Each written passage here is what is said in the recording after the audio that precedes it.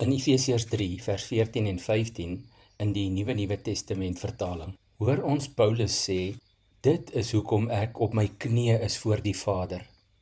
Elke familie in die hemel en hier op aarde kry hulle bestaansreg en hulle identiteit in hom.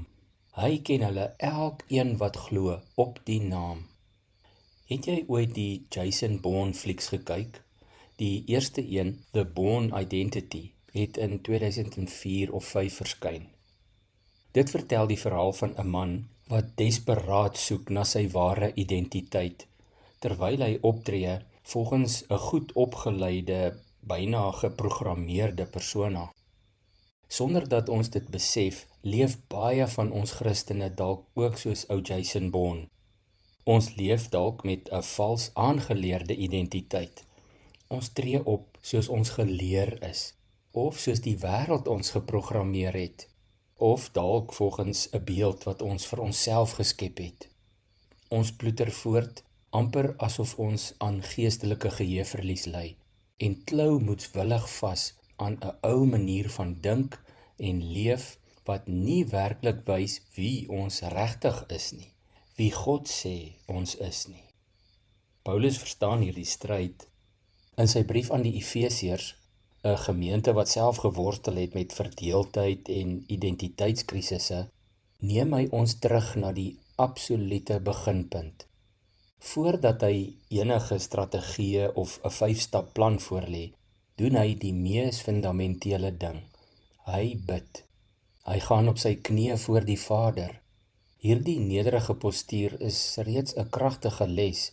Dit herinner ons dat die soeke na ons identiteit nie by selfhelpboeke of introspeksie begin nie, ook nie in die opinies van ander mense nie, maar in aanbidding en afhanklikheid voor God. En waarvoor bid hy? Hy bid dat ons sal verstaan waar ons identiteit vandaan kom. Vers 15 is die kern. Hy sê, elke familie in die hemel en hier op aarde kry hulle bestaansreg en hulle identiteit in God. Jou naam, jou waarde, jou doel en jou wese, dit alles word in die Vader gevind, deur ons Vader bepaal. Jy is nie 'n ongeluk nie, jy is nie maar net die produk van jou omstandighede of jou foute nie. Jou diepste identiteit word aan jou gegee deur die Skepper van die heelal. Hy ken jou op die naam. As jy nie jou identiteit in Christus vind nie, gaan jy altyd sukkel. Jy sal gedurig of skuldig voel, nie goed genoeg nie, en altyd bang wees vir straf. Jou verhouding met jouself en ander sal beslis daaronder ly. Vandag nooi God jou uit om op te hou om soos 'n goed geprogrammeerde spioen te leef.